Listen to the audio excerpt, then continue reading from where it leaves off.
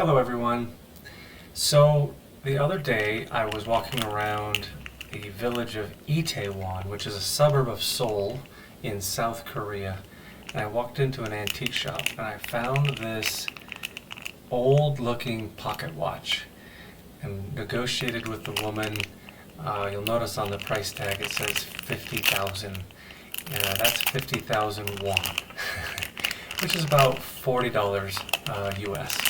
So I figured this would be a not too expensive, great project to dive into this, take it apart, and see how it works inside.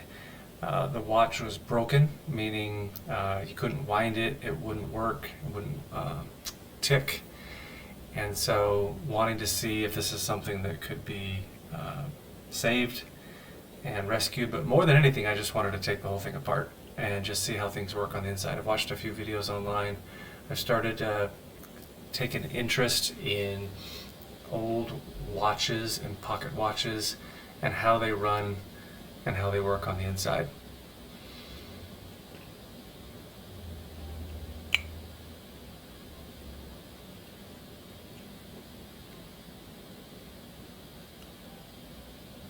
The brand is Hibbard.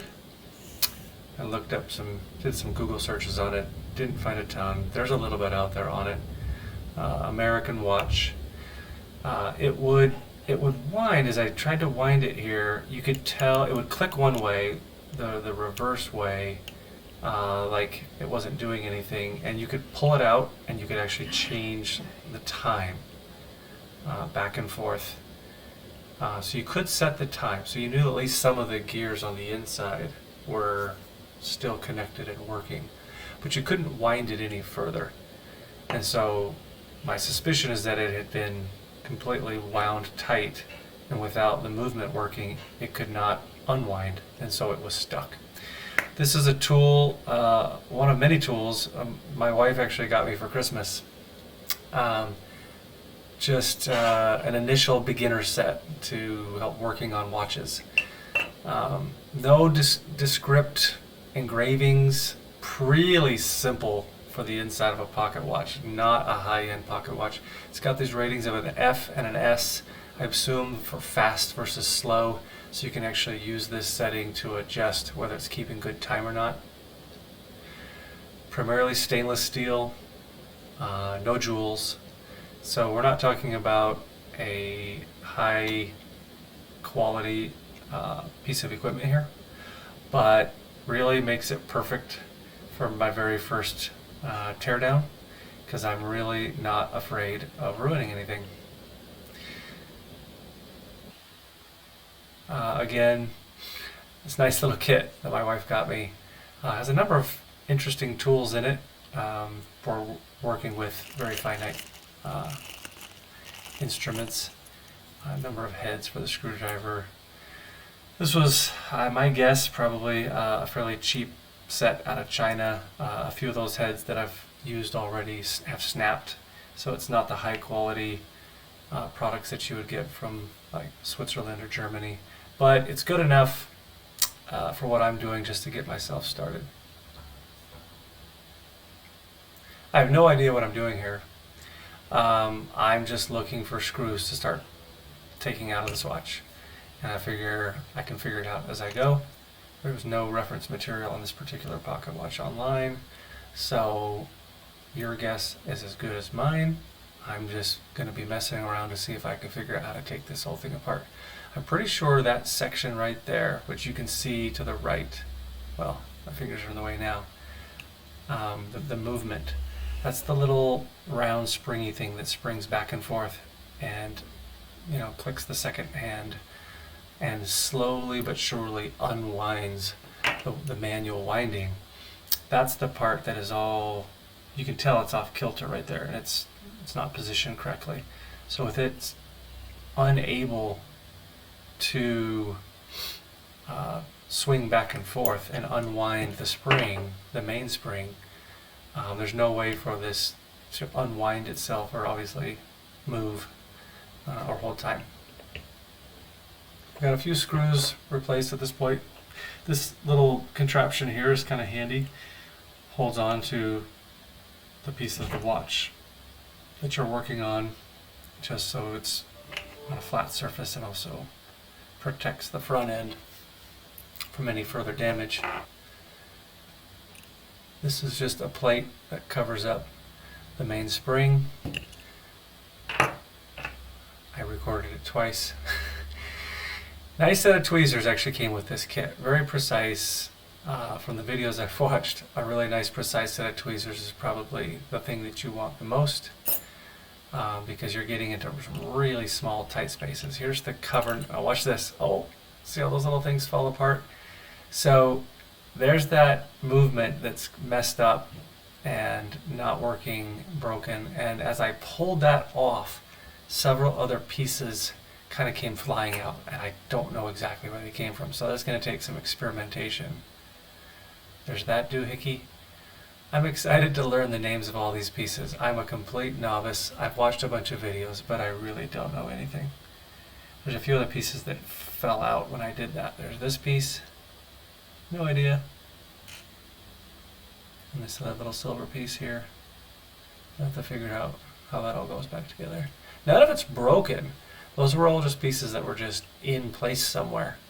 And they just fell out as I took off that cover. I wanted to get the crown out at this point. Like, I was feeling like the crown is what was holding it all in, but I couldn't get it to come out. That's the part on the right where you wind, well, technically it's the top of the stopwatch. You have to pull straight from the top of these gears, or they won't come out of position. If you try to pull from the side, they grab.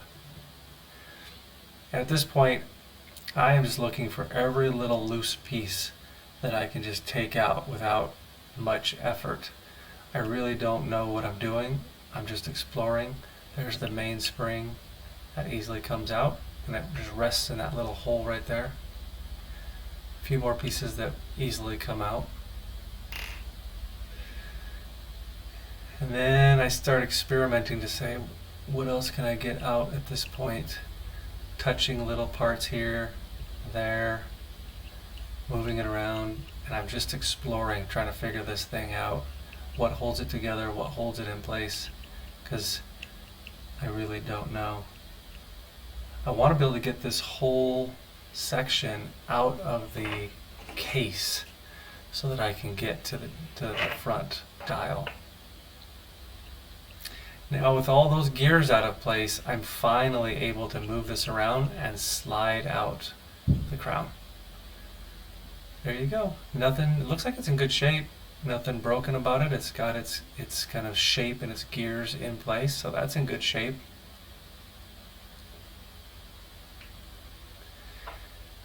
And I kept, for some reason, thinking that this little part here was part of the winding mechanism, but it's actually solid to the frame. Little gear in here that engages with the crown that helps to wind it.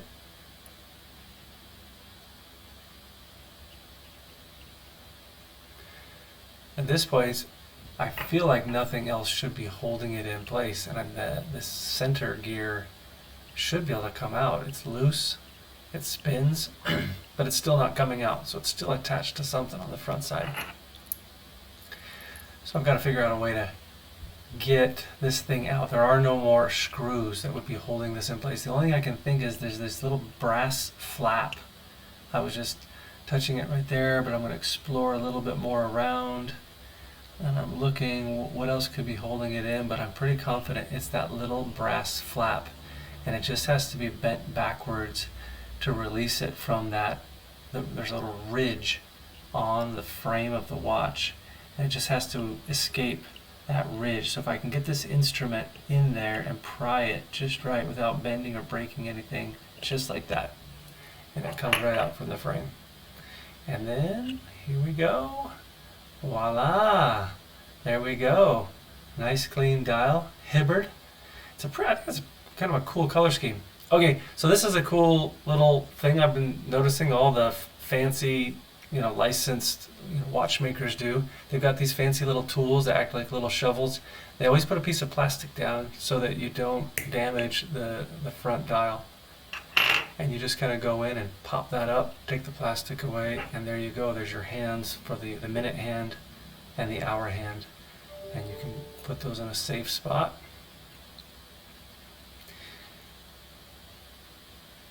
And at this point, I know there's still some gears and things going on between this base foundation plate and the dial itself.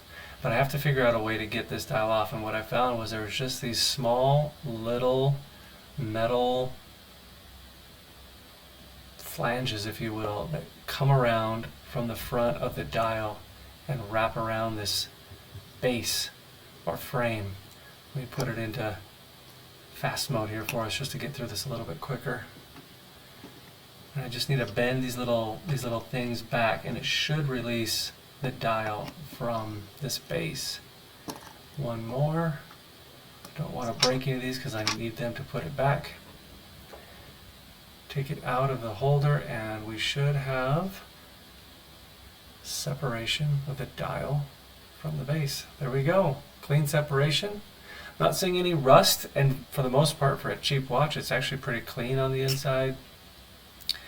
There's a few more pieces here that we're going to want to take apart so we can clean them and hopefully get this thing put back together. So you'll notice that some of the gears on the front of this are not held in with screws or just resting. They're actually pressed in. Now this section here, you can see as I spin the gears, that larger wheel on the left, it's not held in. That wheel it is not fastened down. Moving, and it should have some type of axle, like in the middle, something that's holding it in place. I think that's contributing to the problem as well. So we need to take it apart a little bit further. We've got a little horseshoe type washer that provides spring and a few loose gears that are easy to take off. And at this point I'm like, alright, how do I get the rest of these things out? Because they're not loose at all and they're pressed in there. Now this one in the middle, it was still loose. I could tell it wanted to come out, but there was no screw or anything on the back holding it in place. So I just took a wild guess and assumed that this little guy in the middle was pressed in, gently pressed in. So I figured I could probably use those same, see these little gears here, see the points in the middle that are holding them in? That's pressed metal holding it in. Those do not come out. Okay, back to this middle guy. So I think I just need to pry that middle section up, and I think I can use those two little pry bars that I used to get the hour hand and minute hand out of there.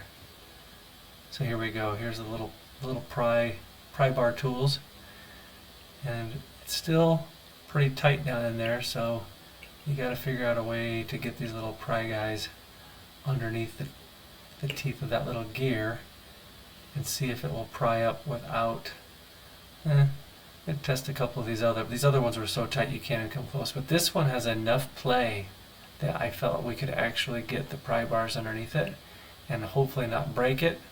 And with just a little bit of luck, there it goes, just came loose. It was just pressed in there, and that released the gear on the back side. That was that final gear that I couldn't get to come loose on the back side. So there you have it. And then there's that loose wheel.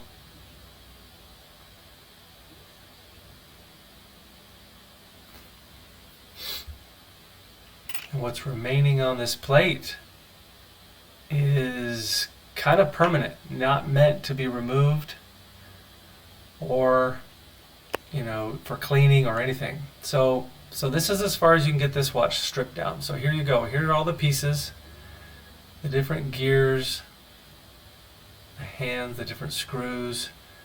From what I've seen online, pretty simple